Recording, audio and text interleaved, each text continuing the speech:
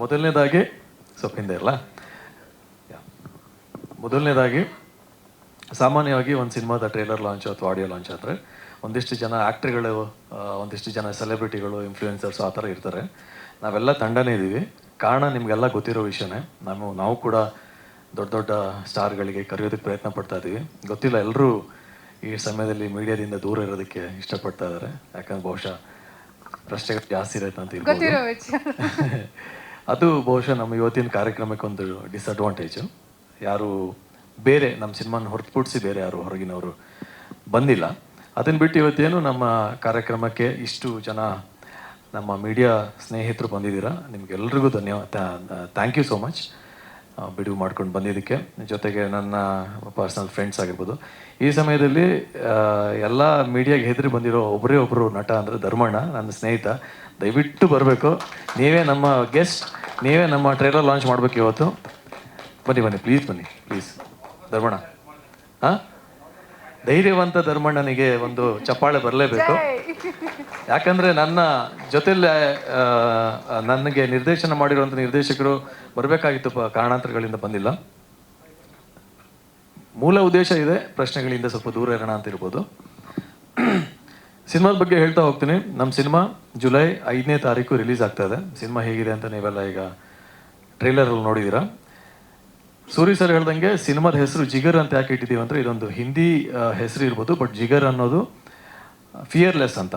ಅಂದರೆ ಈ ಕ್ಯಾರೆಕ್ಟರ್ ಏನು, ಒಂದು ಕ್ಯಾರೆಕ್ಟರ್ ರಿವನ್ ಸಿನಿಮಾ ಆಗಿರೋದ್ರಿಂದ ಈ ಕ್ಯಾರೆಕ್ಟರ್ನ ಒಂದು ಫಿಯರ್ಲೆಸ್ ಕ್ಯಾರೆಕ್ಟರ್ ಆಗಿರೋದ್ರಿಂದ ಆ ಒಂದು ಕ್ಯಾರೆಕ್ಟರೈಸೇಷನ್ಗೆ ಸಂಬಂಧಪಟ್ಟಂಥ ಒಂದು ಹೆಸರು, ಜೊತೆಗೆ ಒಂದು ಸ್ವಲ್ಪ ಮಾಸ್ ಆಗಿರಲಿ ಅಂತ ಒಂದು ಸ್ವಲ್ಪ ಯಂಗ್ಸ್ಟರ್ಸ್ಗಳಿಗೆ ಒಂದು ಆ್ಯಕ್ಷನ್ ಸಿನಿಮಾಗೆ ಆಪ್ಟ್ ಆಗೋವಂಥ ಒಂದು ಟೈಟ್ಲು ಅಂತ ಜಿಗರ್ ಅಂತ ಇಟ್ಟಿದ್ದೀವಿ.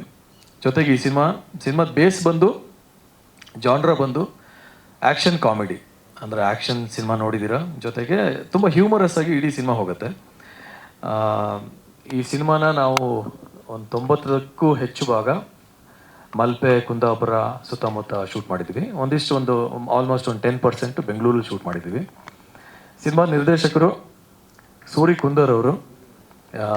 ಸುಮಾರು ಒಂದು 17-18 ವರ್ಷದಿಂದ ಚಿತ್ರರಂಗದಲ್ಲಿ ಕೆಲಸ ಮಾಡ್ತಿದ್ದಾರೆ. ತುಂಬ ಸಿನಿಮಾಗಳಿಗೆ ಅಸೋಸಿಯೇಟ್ ಆಗಿದ್ದಾರೆ. ತುಂಬ ಎಕ್ಸ್ಪೀರಿಯನ್ಸ್ಡು. ನನಗೆ ಈ ಸಿನಿಮಾ ಫಸ್ಟ್ ಇವ್ರು ಬಂದು ಕತೆ ಹೇಳಿದಾಗ ಆ ಕಥೆಯಲ್ಲಿ ಅವರಲ್ಲಿರೋ ಒಂದು ಕ್ಲಾರಿಟಿ ಜೊತೆಗೆ ಎಕ್ಸ್ಪೀರಿಯನ್ಸ್ ನನಗೆ ಶೂಟಿಂಗಲ್ಲೂ ತುಂಬ ಇಂಪ್ರೆಸ್ ಮಾಡಿದ್ದು ಅವ್ರ ಎಕ್ಸ್ಪೀರಿಯನ್ಸ್. ಒಂದು ಟೀಮ್ ಮ್ಯಾನೇಜ್ಮೆಂಟ್ ಆಗಿರ್ಬೋದು, ಏನು ಅಂತ ಇಡೀ ಶೂಟಿಂಗ್ ಯೂನಿಟ್ ಕರ್ಕೊಂಡೋಗಿ ಅಂತ ಒಂದು ಕುಂದಾಪುರದಲ್ಲಿ ಶೂಟ್ ಮಾಡುವಾಗ ಒಂದು ಸಪೋರ್ಟ್ ಸಿಸ್ಟಮ್ ಇತ್ತಲ್ಲ ಅವ್ರ ಹಿಂದೆ, ದಟ್ ವಾಸ್ ಫ್ಯಾಬ್ಯುಲಸ್. ಆ್ಯಂಡ್ ಅವರ ನಿರ್ದೇಶನ ಕೂಡ ಅದ್ಭುತವಾಗಿದೆ. ಫಸ್ಟ್ ಅಟೆಂಪ್ಟಲ್ಲೇ ಒಂದು ಅದ್ಭುತವಾದ ಸಿನಿಮಾ ಮಾಡಿದ್ದಾರೆ ಅಂತ ನಾನು ಕಾನ್ಫಿಡೆಂಟಾಗಿ ಹೇಳ್ತೀನಿ. ಆ್ಯಂಡ್ ತುಂಬ ಚೆನ್ನಾಗಿತ್ತು ಸರ್ ನಿಮ್ಮ ಜೊತೆ, ಸೂರಿ ಸರ್ ಜೊತೆ ಕೆಲಸ ಮಾಡಿದ್ದು. ಆ್ಯಂಡ್ ಸುಮಾರು ಒಂದು 2.5 ವರ್ಷದಿಂದ ಒಟ್ಟಿಗೆ ಟ್ರಾವೆಲ್ ಮಾಡ್ತಾ ಇದ್ದೀವಿ. ಸಿಕ್ಕಾಪಟ್ಟೆ ಇರಿಟೇಟ್ ಮಾಡಿದ್ದೀನಿ. ಯಾವಾಗಲೂ ಸಿನಿಮಾ ರಿಲೀಸ್ ಆಗ್ತಿರ್ಲಿಲ್ಲ ಅಥವಾ ಇನ್ನೊಂದೇನೋ ಆಗ್ತಿದೆ ಅಂದಾಗ ಸಾಮಾನ್ಯವಾಗಿ ಒಂದು ತಂಡ ಪ್ರೆಷರೈಸ್ ಆಗುತ್ತೆ. ಆ ಪ್ರೆಷರ್ ನೀನೆಲ್ಲೂ ಹಾಕೋಕ್ಕಾಗಲ್ವಲ್ಲ. ಒಂದು ನಟ ಆಗಿರೋ ನಿರ್ದೇಶಕರು ನಿರ್ಮಾಪಕರ ಮೇಲೆ ವಾಪಸ್ ಆದರೆ ಬೌನ್ಸ್ ಬ್ಯಾಕ್ ಆಗಿ ಮತ್ತೆ ನಿರ್ದೇಶಕರ ಮೇಲೆ, ಆ್ಯಕ್ಟರ್ ಮೇಲೆ, ಹಿಂಗೆ 2 ವರ್ಷದಿಂದ ಸ್ಟ್ರಗಲ್ ಮಾಡಿದ್ದೀವಿ. ಈ ಸಿನಿಮಾದ ನಿರ್ಮಾಪಕರು ಬಂದು ಪೂಜಾ ವಸಂತ್ ಕುಮಾರ್ ಅಂತ, ವಸಂತ್ ಸರ್ ಅವರ ಹಸ್ಬೆಂಡು. UK ವಸಂತ್ ಸರ್ ಅವ್ರ ವಸಂತ್ ಸರ್ ವೈಫ್ ಪೂಜಾ ಮೇಡಮ್. UK ಪ್ರೊಡಕ್ಷನ್ ಅಂತ 4 ಸಿನಿಮಾಗಳು ಮಾಡಿದ್ದಾರೆ. ಇದು 5ನೇ ಸಿನಿಮಾ ಅಲ್ವಾ? 5ನೇ ಸಿನಿಮಾ ಇದು ಜಿಗರ್ ಅಂತ. ಅವರು ಅಷ್ಟೇ ವೆರಿ ಪ್ಯಾಷನೇಟ್. ನೀವು ಸಿನಿಮಾ ನೋಡಿದ್ರೆ ಗೊತ್ತಾಗುತ್ತೆ. ಸೂರಿ ಕುಂದರ್ ಅವರು ಮೊದಲನೇ ನಿರ್ದೇಶನ ಆದರೂ ಕೂಡ ಅವರನ್ನು ನಂಬಿ ಇಷ್ಟು ಯಾವುದೇ ರೀತಿ ಕೊರತೆ ಇಲ್ಲದೆ ಇರೋ ಥರ ಒಳ್ಳೆ ರೀತಿಯಲ್ಲಿ ಖರ್ಚು ಮಾಡಿ ಸಿನಿಮಾನ ಮಾಡಿದ್ದಾರೆ. ಪ್ರೀತಿಯಿಂದ, ಬೇಸಿಕಲಿ ತುಂಬ ಪ್ರೀತಿಯಿಂದ ಸಿನಿಮಾ ಮಾಡಿದ್ದಾರೆ. ಸಾಮಾನ್ಯವಾಗಿ ಸಿನಿಮಾಗೆ ಬರುವಾಗ ನಿರ್ಮಾಪಕರಲ್ಲಿ ಒಂದು ವ್ಯಾಪಾರದ ಮನಸ್ಥಿತಿ ಇರುತ್ತೆ, ಅಂದರೆ ಲಾಭ ಮಾಡಬೇಕು ಅನ್ನೋ ಒಂದು ಉದ್ದೇಶ ಇರುತ್ತೆ. ಅದನ್ನು ಮೀರಿ ಸಿನಿಮಾ ಚೆನ್ನಾಗಿ ಬರಬೇಕು, ಎಲ್ಲೂ ಕಾಂಪ್ರಮೈಸ್ ಆಗಬಾರ್ದು ಅಂತ ನಿಂತಿರುವಂಥ ದೊಡ್ಡ ಸಪೋರ್ಟ್ ಸಿಸ್ಟಮ್ ಈ ಸಿನಿಮಾದ ಹಿಂದಿರೋದು. ಈ ಸಿನಿಮಾ ಆಗೋದಕ್ಕೂ ಕಾರಣ, ಸಿನಿಮಾ ಆಚೆ ಬಂದರೆ ಅದಕ್ಕೆ ಪೂರ್ತಿ ಕ್ರೆಡಿಟು ಬೇರೆ ಯಾರಿಗೂ ಅಲ್ಲ, ನಮ್ಮ ನಿರ್ಮಾಪಕರಿಗೆ ಹೋಗಬೇಕು. ಇಂಥ ಸಮಯದಲ್ಲಿ ಇವಾಗ ನಮಗೆಲ್ಲ ಗೊತ್ತಿರೋ ಹಾಗೆ ಪ್ರೇಕ್ಷಕರು ಕಡಿಮೆ ಇದ್ದಾರೆ, ಜೊತೆಗೆ ಸಿನಿಮಾಗಳ ಸಂಖ್ಯೆನೂ ಕಡಿಮೆ ಆಗ್ತದೆ. ಕಾರಣ ಮೂಲ ಪ್ರೇಕ್ಷಕರು ಕಡಿಮೆ ಇರೋದ್ರಿಂದ ಅಂಥ ಸಮಯದಲ್ಲಿ ನಿರ್ಮಾಪಕರು ನಮ್ಮ ಸೂರ್ಯಕುಂದರ್ ಅವ್ರನ್ನ ನಂಬಿ ನಮ್ಮನ್ನೆಲ್ಲ ನಂಬಿ ಸಿನಿಮಾಗೆ ಇನ್ವೆಸ್ಟ್ ಮಾಡಿರೋದ್ರಿಂದ ನಾಳೆ ಈ ಸಿನಿಮಾ ತುಂಬ ಚೆನ್ನಾಗಿ ಬಂದಿರೋದ್ರಿಂದ ನಾಳೆ ಇದು ಏನೇ ಆದರೂ ಅದ್ರ ಕ್ರೆಡಿಟ್ ನಿರ್ಮಾಪಕರಿಗೆ ಹೋಗುತ್ತೆ. Thank you. ನೀವು ಇವತ್ತಿಲ್ಲ Pooja ma'am and Vasanth sir, thank you so much for giving us a great opportunity. And ಈ ಸಿನಿಮಾದ ಮೇಜರ್ ಒಂದು ಪಿಲ್ಲರ್ ಯಾರಪ್ಪ, ಇನ್ನು ಒಂದು 3-4 ಪಿಲ್ಲರ್. ಸಿನಿಮಾ ನಮ್ಮ ಮನೆ ಅಂದ್ರೆ 4 ಪಿಲ್ಲರ್ ಇರುತ್ತೆ. ನಮ್ಮ ಸಿನಿಮಾದ ಇನ್ನೊಂದು ಪಿಲ್ಲರು ನಮ್ಮ ಶಿವು ಸರು. ಶಿವು ಸರ್ ನಮ್ಮ ಸಿನಿಮಾದ DOP. ಚಪ್ಪಾಳೆ ಆಯ್ತಲ್ಲ, ಅದಕ್ಕೆ ಸೈಲೆಂಟ್ ಆಗಿ ಮುಗಿಲಿ ಅಂತ ಶೆಟ್ರಿಗೆ ಮರ್ತ್ಬಿಟ್ರೇನೋ ಅಂತ ಹೇಳಿ DOP. ಓಕೆ, ಶಿವು ಸರ್ ನೀವು ಸಿನಿಮಾದಲ್ಲಿ ಏನು ನೋಡ್ತಾ ಇದ್ದೀರಾ, ಇವಾಗ ಟ್ರೈಲರಲ್ಲಿ ಕಾಣಿಸೋದು ಅವ್ರ ಕೆಲಸನೇ. ಏನು ಅವ್ರ ಫ್ರೇಮಿಂಗ್ ಆಗಿರ್ಬೋದು, ಸಲಾಗ, ನೆಕ್ಸ್ಟ್ ಅವ್ರದ್ದು ಭೀಮಾ ಬರ್ತಾ ಇದೆ August 9th. Congratulations Shivu sir, ಒಳ್ಳೇದಾಗಲಿ. ಆ ಸಿನಿಮಾ ಸೂಪರ್ ಡೂಪರ್ ಹಿಟ್ ಆಗಲಿ. ನಾವೆಲ್ಲರೂ ಕಾಯ್ತಾ ಇದ್ದೀವಿ ಆ ಸಿನಿಮಾಗೆ. ಅವರ ಶಕ್ತಿ, ಸೂರ್ಯಕುಂದರ್ ಅವರು ಮೊದಲನೇ ನಿರ್ದೇಶನ ಆದರೂ ಕೂಡ ಅವ್ರ ಕ್ಲಾರಿಟಿ ಎಷ್ಟೇ ಚೆನ್ನಾಗಿದ್ರು ಕೂಡ ನಾನು ನೋಡ್ದಂಗೆ ಸೆಟ್ಟಲ್ಲಿ ಸೂರ್ಯಕುಂದರ್ ಅವರು ಅಷ್ಟೇ ಕ್ರಿಯೇಟಿವ್ ಆಗಿ ಇನ್ವಾಲ್ವ್ ಆಗಿ ಸೀನ್ಗಳನ್ನು ಮಾಡುವಾಗ ಅವರ ಕಾಂಟ್ರಿಬ್ಯೂಷನ್ ತುಂಬ ದೊಡ್ಡದು. ಆ್ಯಂಡ್ ಸೂರ್ಯಕುಂದರ್ ಅವ್ರ ಕೆಲಸ ಇನ್ನೂ ಕಾಣಿಸಿಲ್ಲ, ಬಹುಶಃ ಸಿನಿಮಾ ಬಂದಮೇಲೆ ಕಾಣಿಸುತ್ತೆ. ಈ ಕಾಣಿಸ್ತಾ ಇರೋದು ಪೂರ್ತಿ ಕೆಲಸ, ಈ ಟ್ರೈಲರ್ದು ಏನು ಕ್ರೆಡಿಟ್ ಇದೆ, ಗ್ರೇಡಿಂಗ್ ಆಗಿರ್ಬೋದು ಅಥವಾ ಏನೊಂದು ಫ್ರೇಮಿಂಗ್ ಆಗಿರ್ಬೋದು, ಆ ಸಾಂಗು ಎಲ್ಲ ಮ್ಯಾಕ್ಸಿಮಮ್ ಕಾಂಟ್ರಿಬ್ಯೂಷನ್ ಶಿವು ಸರ್ದೆ. Shivu sir, thank you so much. ನೀವು ಸಿನಿಮಾದಲ್ಲಿ ಒಳಗೆ ಬರಬೇಕಾದ್ರೆ ಇದ್ದಂಥ ಒಂದು ಕಾನ್ಫಿಡೆನ್ಸ್, ಧೈರ್ಯನೇ ನೀವು, ನಿಮ್ಮ ಎಕ್ಸ್ಪೀರಿಯನ್ಸ್ ಆಗಿರ್ಬೋದು. ಆ್ಯಂಡ್ ನೀವು ಒಳಗೆ ಬಂದಮೇಲೆ ಆ ಸಿನಿಮಾದ ಕ್ವಾಲಿಟಿ ಬೇರೆ ಲೆವೆಲಲ್ಲಿ ಹೋಗಿದೆ. Thank you sir. ಆ್ಯಂಡ್ ಇನ್ನೊಂದು ಪಿಲ್ಲರು ರಿತ್ವಿಕ್ ಅವರು, ಸಿನಿಮಾದ ಮ್ಯೂಸಿಕ್ ಡೈರೆಕ್ಟ್ರು.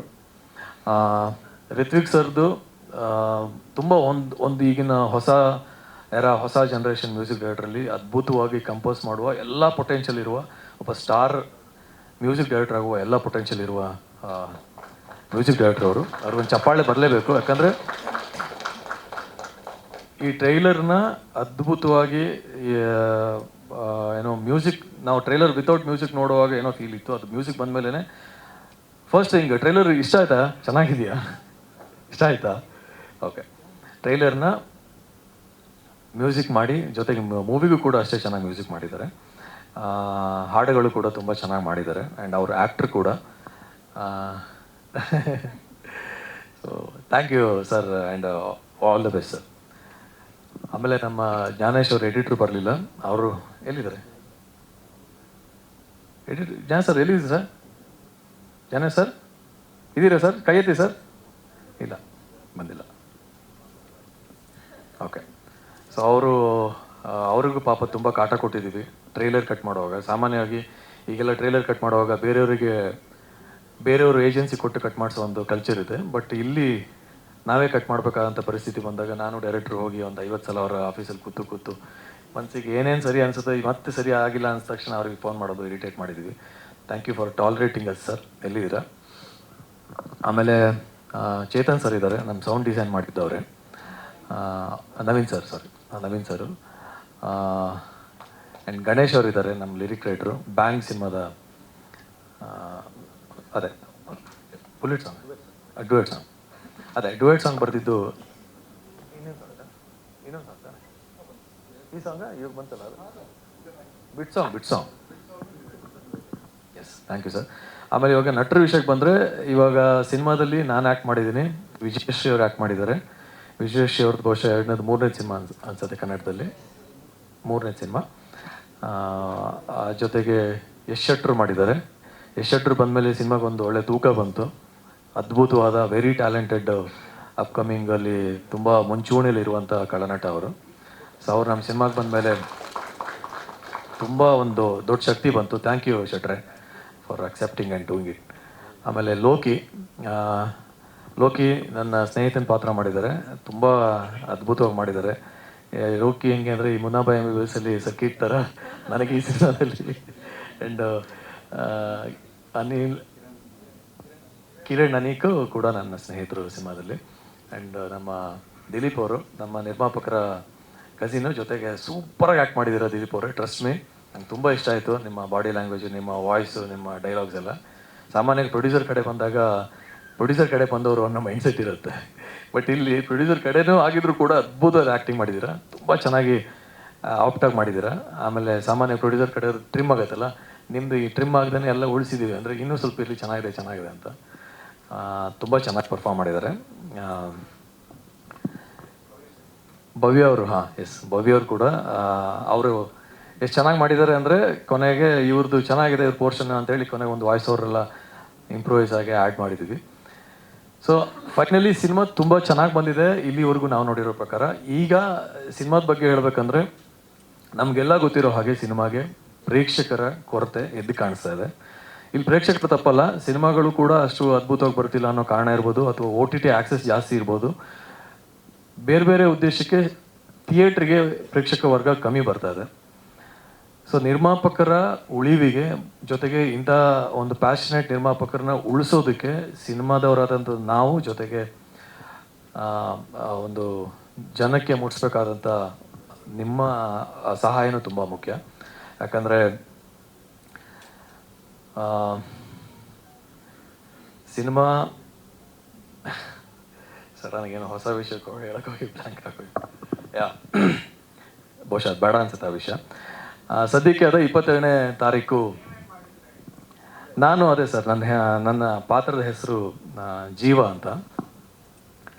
ಒಂದಿಷ್ಟು ಆ್ಯಕ್ಷನ್ ಮಾಡಿಸಿದ್ದಾರೆ ನನಗೆ. ಸಾಮಾನ್ಯವಾಗಿ ನಾನು ಸ್ವಲ್ಪ ಬೆಳ್ಳಗಿದ್ದೀನಿ ಅಂತ ಲವ್ ಸ್ಟೋರಿ ಅಂತ ಕರೆಯೋರು ಫಸ್ಟ್ ಸರ್. ಅದೇ ಹೇಳಕ್ಕೆ ಬಂದೆ. ಬರೀ ಲವ್ ಸ್ಟೋರಿಗಳು ಮಾಡ್ತಾ ಇದ್ದೆ. ಸೊ ನನ್ನನ್ನು ಇಟ್ಕೊಂಡು ಒಂದು ಆ್ಯಕ್ಷನ್ ಸಿನಿಮಾ ಮಾಡಿದ್ದಾರೆ ಫಸ್ಟ್ ಥಿಂಗು.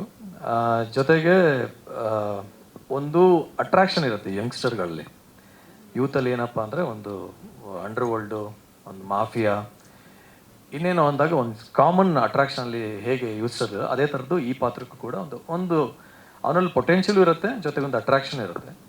ಸಂಭವ ಅವನು ಒಂದು ಅಂಡರ್ ವರ್ಲ್ಡ್ ಒಳಗಡೆ ಹೋಗ್ತಾನೆ. ಅಂಡರ್ ವರ್ಲ್ಡ್ ಅಥವಾ ಒಂದು ಆ ಥರದ್ದು ಒಂದು ಫಿಶ್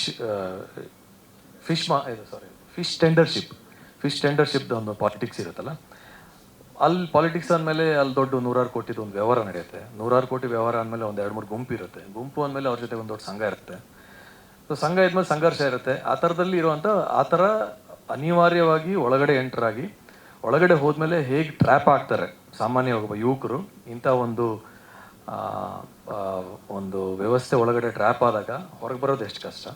ಜೊತೆಗೆ ಒಂದು ಫ್ಯಾಮಿಲಿ, ಒಂದು ತಾಯಿ ತಂಗಿ ಮಧ್ಯದಲ್ಲಿ ಒಂದು ಪ್ರೀತಿ ಹುಡುಗಿ, ಇವೆಲ್ಲದ್ರ ನಡುವೆ ಒಂದು ಮಾಫಿಯಾದ ಒಳಗಡೆ ಸಿಕ್ಕಾಕೊಂಡಾಗ ಇನ್ನೊಂದು 2-3 ಟೀಚರ್ ಇನ್ಸಿಡೆಂಟ್ ಆದಾಗ ಕೊನೆಯಲ್ಲಿ ಏನಾಗುತ್ತೆ ಅನ್ನೋದೇ ಮೂಲಕತೆ. ಸೊ ಈ ಪಾತ್ರದ ಮೇಲೆ ಕ್ಯಾರೆಕ್ಟರ್ ಡ್ರಿವನ್, ಈ ಪಾತ್ರದ ಮೇಲೆ ಇಡೀ ಸಿನಿಮಾ ಟ್ರಾವೆಲ್ ಆಗುತ್ತೆ. ಅಷ್ಟು ಬಿಟ್ಟು ಏನಾದ್ರು ಹೇಳೋಕ್ಕಾಗತ್ತಾ ಕತೆ ಬಗ್ಗೆ? ಅಷ್ಟೇ ಸರ್. ಬೇರೆ ಏನಾದ್ರು ಪ್ರಶ್ನೆ ಇದೆಯಾ ಸರ್?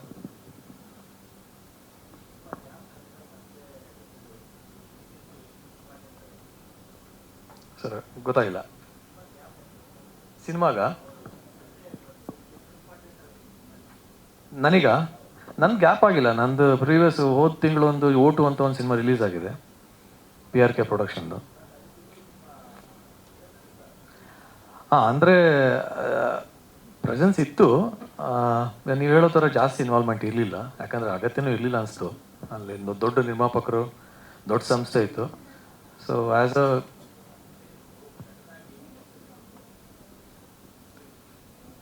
ಅಲ್ಲ, ಇವಾಗ ನಾನು ನಟ ಆದರೂ ನನ್ನನ್ನು ನೀವು ಕರೆದಾಗ ನಿರ್ಮಾಪಕರು ಅಥವಾ ಎಷ್ಟು ಬೇಕೋ ಅಷ್ಟು ಕೊಡ್ತೀವಿ. ಇಲ್ಲಿ ಇವಾಗ ನಿರ್ಮಾಪಕರು ಇಲ್ಲ, ಹೊಸ ನಿರ್ದೇಶಕರು, ಆ್ಯಂಡ್ ಇಲ್ಲೊಂದು ತಂಡದ ಅಗತ್ಯ ಇರುತ್ತೆ. ಈಗ PRK ಪ್ರೊಡಕ್ಷನ್ ಅಂದಾಗ PRK ಪ್ರೊಡಕ್ಷನ್ಗೆ ಆದಂಥ ಒಂದು ಬ್ರ್ಯಾಂಡ್ ವ್ಯಾಲ್ಯೂ ಇದೆ. ಅಲ್ಲಿ ಏನೇನು ಆರ್ಗ್ಯಾನಿಕ್ ಆಗಬೇಕು ಅದು ಆಗುತ್ತೆ. ನಾವು ಹೋಗಿ ನಮ್ಮ ಕೆಲಸ ಮಾಡಿ ಬಂದರೂ ಸಾಕು, ಬಿಸ್ನೆಸ್ ವಿಷಯದಲ್ಲೂ ಆಗಿರ್ಬೋದು ಅಥವಾ ಅದನ್ನು ಜನರಿಗೆ ಮುಟ್ಸೋ ವಿಷಯದಲ್ಲೂ ಕೂಡ. ಅದೇ ಅಲ್ಲಿ I was doing my part, ಒಂದು ಜಾಬ್ ಥರ ಮಾಡ್ತಿದ್ದೆ. ಇವಾಗ ನನ್ನನ್ನು ಜಾಬ್ ಥರ ಹೈರ್ ಮಾಡಿದ್ರು, I have done my part. ಇಲ್ಲಿ ಸ್ವಲ್ಪ ಜವಾಬ್ದಾರಿ ಇದೆ ಸರ್. ಜವಾಬ್ದಾರಿ ಹೇಗೆ ಅಂದರೆ, ನಿರ್ಮಾಪಕರು ನಮ್ಮನ್ನು ಕರೆಸೋವಾಗ ಅಥವಾ ಮಾತಾಡೋವಾಗ ಒಂದು ಹೊಸ ರಿಸ್ಕ್ ತಗೋತಾ ಇರ್ತಾರೆ. ಯಾಕಂದರೆ ನಮಗೂ ಗೊತ್ತಿರುತ್ತೆ ಇಲ್ಲಿ ಬಿಸ್ನೆಸ್ ಏನಾಗ್ತಿದೆ ಅಂತ. ರಿಸ್ಕ್ ತಗೊಳ್ಳೋವಾಗ ನಾವು ನಿರ್ಮಾಪಕರ ಜೊತೆ ನಿಲ್ಬೇಕಾಗತ್ತೆ. ಎಲ್ಲ ಯಾವ ವಿಷಯದಲ್ಲಿ ಅಂದರೆ, ಆ ಸಿನಿಮಾನ ಜನರಿಗೆ ಮುಟ್ಸೋ ವಿಷಯದಿಂದ ಹಿಡಿದು ಅದು ವ್ಯಾಪಾರ ಆಗೋವರೆಗೂ, ಅವ್ರಿಗೆ ಲಾಭ ಸಿಗೋವರೆಗೂ ಜೊತೆ ನಿಲ್ಬೇಕಾಗತ್ತೆ. ಆ ಥರದೊಂದು ಸಣ್ಣ ರೆಸ್ಪಾನ್ಸಿಬಿಲಿಟಿ ಇದೆ ಇಲ್ಲಿ. ಅದೇ ವ್ಯತ್ಯಾಸ. ಬೇರೆ ಸಿನಿಮಾಗಳಿಗೆ ಏನಂದರೆ ಸ್ವಲ್ಪ ಒಂದು ಜವಾಬ್ದಾರಿ ಇದೆ ಇಲ್ಲಿ. ಸರ್ ಪಬ್ಲಿಕ್ಕನ್ನು ಕರೆಸೋದಕ್ಕೆ 2-3 ಥರ ಪ್ಲ್ಯಾನ್ ಇದೆ ಸರ್. ಒಂದು ನಮಗೆಲ್ಲ ಗೊತ್ತಿರೋ ಹಾಗೆ ದೊಡ್ಡ ದೊಡ್ಡ ಎಸ್ಟಾಬ್ಲಿಷ್ ಆಗಿರೋ ಆ್ಯಕ್ಟ್ರ್ಗಳು ಅಥವಾ ವ್ಯಕ್ತಿಗಳು ಬಂದು ನಿಂತರೆ ಒಂದಿಷ್ಟು ಜನಕ್ಕೆ ರೀಚ್ ಆಗುತ್ತೆ. ಇನ್ನೊಂದು ಮೀಡಿಯಾದ ಮೂಲಕ ಸಿನಿಮಾ ಚೆನ್ನಾಗಿದ್ರೆ ಮೀಡಿಯಾದವರು ಸಪೋರ್ಟ್ ಮಾಡ್ತಾರೆ, ಜನನೂ ಸಪೋರ್ಟ್ ಮಾಡ್ತಾರೆ. ಇನ್ನೊಂದು ನಾವು ಹಣ ಚೆಲ್ಲಬೇಕು ಸರ್, ಜಾಸ್ತಿ ಹಣ ಚೆಲ್ಲಬೇಕು. ಎಷ್ಟು ಚೆಲ್ತೀವೋ, ಎಲ್ಲಿ ಯಾವ್ಯಾವ ಪ್ಲ್ಯಾಟ್ಫಾರ್ಮ್ಗಳಲ್ಲಿ ನೀವು we should by and get the slot ಅಲ್ಲ. ಹಣ ಖರ್ಚು ಮಾಡುವಾಗ ಈ ಥರದ ಹೊಸ ಸಂಸ್ಥೆಯಲ್ಲಿ ಏನಾಗುತ್ತೆ, ಹೊಸ ಸಿನಿಮಾಗಳಲ್ಲಿ ಸಿನಿಮಾ ರಿಲೀಸ್ ಆಗೋ ಟೈಮಲ್ಲಿ ನಿರ್ಮಾಪಕರಿಗೆ ಒಂದು ಸಣ್ಣ ಭಯ ಶುರುವಾಗುತ್ತೆ. ಇಷ್ಟು ಖರ್ಚು ಮಾಡಿಬಿಟ್ಟಿದ್ವಿ, ನಾವು ರಿಲೀಸಿಗೆ ಹಾಕೋ ದುಡ್ಡು ಬರದೇ ಇದ್ರೆ ಏನೋ ಅನ್ನೋ ಒಂದು ಇನ್ಸೆಕ್ಯೂರಿಟಿಲಿ ಏನು ಮಾಡ್ಬಿಡ್ತಾರೆ, ಅಲ್ಲಿ ಸ್ವಲ್ಪ ಹಿಡಿಯೋಕ್ಕೆ ಶುರು ಮಾಡ್ತಾರೆ. ಹಾಗಾಗಿ ಈ ಪ್ರತಿ ಹೊಸ ಸಿನಿಮಾಗಳು ಕೂಡ ಜನರಿಗೆ ಮುಟ್ಸೋ ವಿಷಯದಲ್ಲಿ, ಯಾಕಂದರೆ 2-3 ಕೋಟಿ ಖರ್ಚು ಮಾಡಿ ಸಿನಿಮಾ ಮಾಡಿರ್ತೀವಿ, ಜನರಿಗೆ ಮುಟ್ಸೋ ವಿಷಯದಲ್ಲಿ ನಾವು ಅಲ್ಲಿ 1000 ರೂಪಾಯಿಗೂ ಕೂಡ ಲೆಕ್ಕ ಹಾಕ್ತೀವಿ. ಅದು ಕಾಮನ್ ಸೈಕಾಲಜಿ, ಏನು ಮಾಡೋಕ್ಕಾಗಲ್ಲ, ಇಟ್ಸ್ ನ್ಯಾಚುರಲ್. ಒಂದು ದಾಟಿ ಜನಕ್ಕೆ ಮುಟ್ಟೋವರೆಗೂ ಇರೋದೆ. ಬಟ್ ಆ ವಿಷಯದಲ್ಲಿ ನಮ್ಮ ನಿರ್ಮಾಪಕರು ಒಂದು ಸಣ್ಣ ಜರ್ನಿ ಇತ್ತು, ಅಂದರೆ ಒಂದು ಸಣ್ಣ ಡೌಟ್ಫುಲ್ ಜರ್ನಿ ಇದ್ದೇ ಇರುತ್ತೆ ಪ್ರತಿ ಸಿನಿಮಾದಲ್ಲೂ. ಬಟ್ ಈಗ ಅವ್ರು ನಮ್ಮ ಜೊತೆ ತುಂಬ ಸ್ಟ್ರಾಂಗಾಗಿ ನಿಂತಿದ್ದಾರೆ.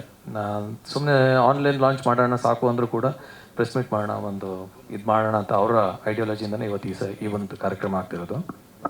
ಬಟ್ ಏನೋ ಆರೋಗ್ಯದ ಕಾರಣದಿಂದ ಅವ್ರು ಬಂದಿಲ್ಲ, ಬೇರೆ ಏನೂ ಇಲ್ಲ.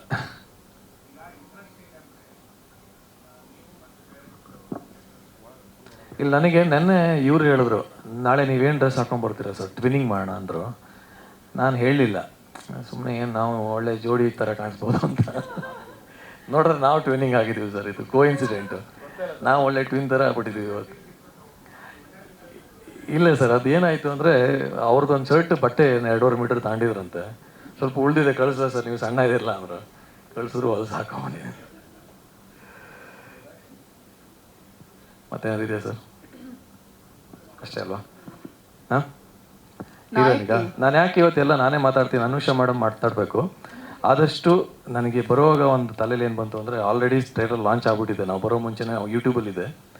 ಆದಷ್ಟು ಸಿನಿಮಾದ ಬಗ್ಗೆ ನಮ್ಮ ಡೈರೆಕ್ಟರ್ ಬೇರೆ ಹೇಳ್ಬಿಟ್ಟಿದ್ರು ಫಸ್ಟ್, ನಾವು ಕ್ಯಾಮ್ರಾ ಏನು ಮಾತಾಡಲ್ಲ ಅಂತ.